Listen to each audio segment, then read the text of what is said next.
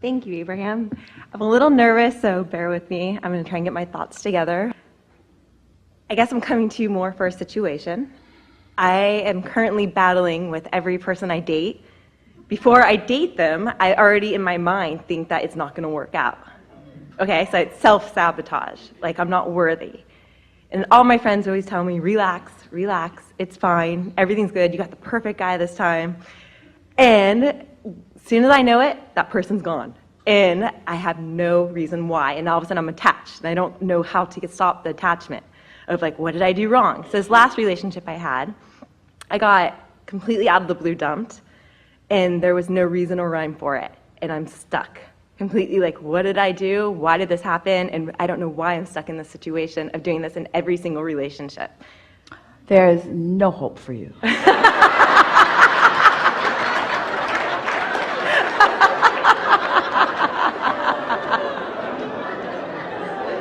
Next.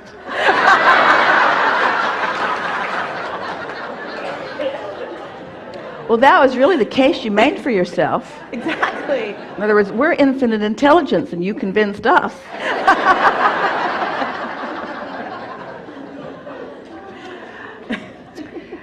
So first, there's a whole lot of awareness of what has been happening going on. Yeah. And keeping it alive, keeping it active by talking about it. Yeah.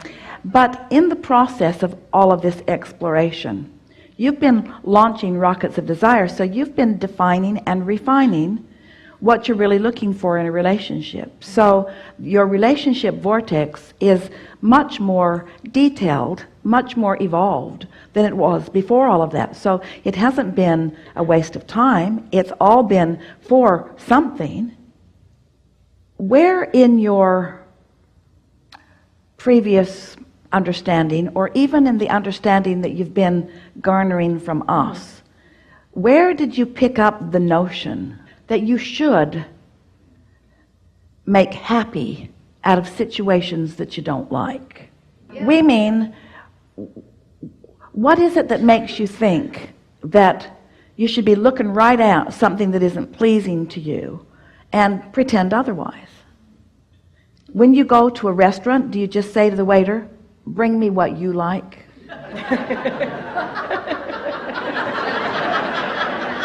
Or do you say to the waiter, I'm not a good chooser, so I pick that? Or do you appreciate your past experience that has helped you to define what the path of least resistance is for you? In other words, what makes you assume, and we're talking to all of you really, that you are bad at creating your own life experience? Don't you think your experience has been good for something, and don't you think you really know? Don't you prefer pleasant to unpleasant? And don't you prefer happy to unhappy? Yeah. And don't you prefer someone interested in you to someone not interested in you?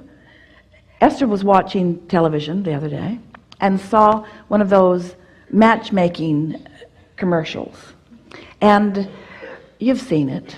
You probably see me on there. And the words were, we find true compatibility. And the word compatibility, Esther could hear it. She could feel the word compatibility. Compatibility. And then we said to Esther, compatibility and law of attraction are the same words. Because when you feel compatibility with someone, that means that something that's active in your vibration, currently active in your vibration, is active in theirs.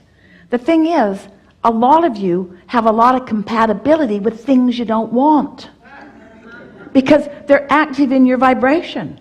So you keep attracting people you don't want, and then beating up on yourself when you realize, I don't really want this. You see what we're getting at? Yeah. So we want to put the word compatibility into a different way of looking at it. We want you to think about compatibility with your own path, compatibility with who you really are, compatibility with your core values, compatibility with who you really are and what you're really about. And until you figure that out, you can't begin to figure out what you're compatible with otherwise. You got to get that going first, you see. Now, there's lots of good news here, because in all of these relationships, you're figuring out who you really are and what you really want, aren't you? Yeah. And so, rather than putting a desperate sort of timeline on it, why not just feel appreciation for the clarification, but put more emphasis on caring about the way you feel. Don't be so quick to look at someone and call them wrong, or look at yourself and call yourself wrong about feeling that somebody is wrong. We're trying to loosen things up a little bit to get you to all feel more inclined to give yourself permission to not like something. Path of least resistance means you like this better than that. So how can you use the path of less resistance when it comes to you don't agree with the person, like how they feel, or letting go? Well, it's a nice thing when you've sifted through a lot of this to realize you don't have to agree with anybody about anything, but you do have to agree with yourself about it. So if you're selfish enough to keep finding your agreement and finding your agreement and finding your agreement and finding your agreement, then you can stand with someone really not agreeing with you, and they don't threaten you, and you don't feel bothered by it, and you don't need them to change, and you don't need to change either. It's just more of the variety that makes the world go round. You really don't want somebody to run around with you who just says, yes, I agree with that. Yes, I agree with that. You're absolutely right about that. You think you do, but you don't. You're absolutely right about that. Oh, yeah, you're absolutely right about that. Yeah. That's exactly what I think. That's exactly what I think. Because if you could be surrounded with that, you think you want that. But if you could be surrounded with that, pretty soon you'd all just be sitting around and looking at each other and saying, kill me now. We can't talk about anything because there's no expansion here. There's too much agreement here. So do you see how it's just this path of least resistance? When you're bored, don't you want adventure? And when you've got too much adventure, don't you want it to slow down? And when you're hungry, don't you want to eat? And when you've been eating and eating, don't you want to stop? Doesn't the path of least resistance change in relationship with where you are, in relationship with what you want? So what we want you to really feel is that you've been putting a lot into your vortex. There's a really clear relationship there for you. But you've got to become a match to it. Now hear this. You're going to like this. One who's in alignment with who they really are is more powerful than millions who are not. So if you stop trying to be compatible with all of them, and you be compatible with who you are, so that you're really in sync, you are this powerful, energy, clear-minded, good-feeling, happy girl. As that's who you are, then that vibration sends such a strong beam that anybody in your vicinity who matches that signal will be drawn right to you. And you'll know it when you see it. And meanwhile, isn't it fun to just keep working the kinks out of it? I thought you were right. I thought you were right for me, but it turns out, no. And it's not your fault, it's me. I'm not right for me. I'm not yet right for me, and you're evidence that I'm not yet right for me. You are the evidence. You are the evidence that I am not in alignment with who I really want, because I've got you and it don't feel good. You think we're kidding, but we're not kidding.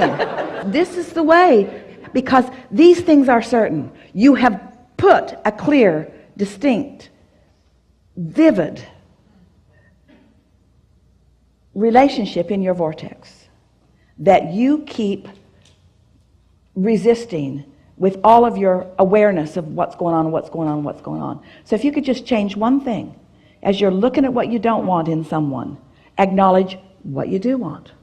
And as you see something else you don't want, acknowledge what you do want. So it's what I do want, what I do want, what I do want, what I do want, what I do want, what I do want. And then before you know it, evidence of what you do want, what you do want, what you do want. Most people, relative to relationships, are looking for someone to fill that void between them and them. And you're never going to find that person, not ever, ever, ever, ever, ever, because it's not their job. Damn them. It's not their job. But once you discover it on your own, and you know so much more what you want about all things than you act like you know. And it's because you haven't been practicing that selfish determination to go toward what I know I want. You put up with too much. And you know what? You're not putting up with stuff from others. That's not what we mean. Others aren't mistreating you. You put up with too much from yourself about them. Use all those people as your excuse to throw stuff on your path.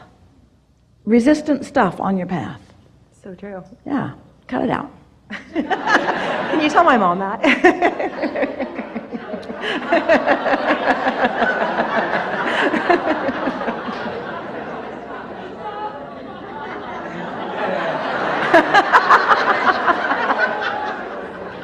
Let's go back to the beginning.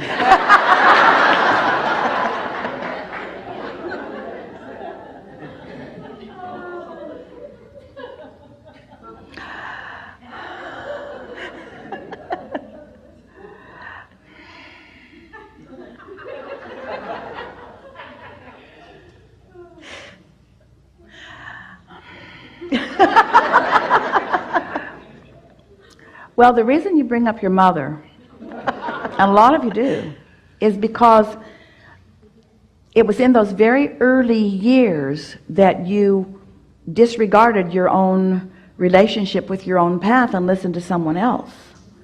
So it's easy to blame those early characters in your life for your divergence from your path because you just weren't selfish enough to go your own way. They convinced you in your fallibility and in your inability. They convinced you that they knew better, and they never ever do. Because they don't know who you are coming in. They don't have the vibration of who you are. They don't know what's on your path. They don't know. But they care about you, and so they do their best to guide you. And so they didn't do anything wrong. They followed their path of least resistance to the best of their ability. But what they did or did not do with their path is irrelevant to what you're doing with your path now. And now you know better. Yeah. Yeah. Enough?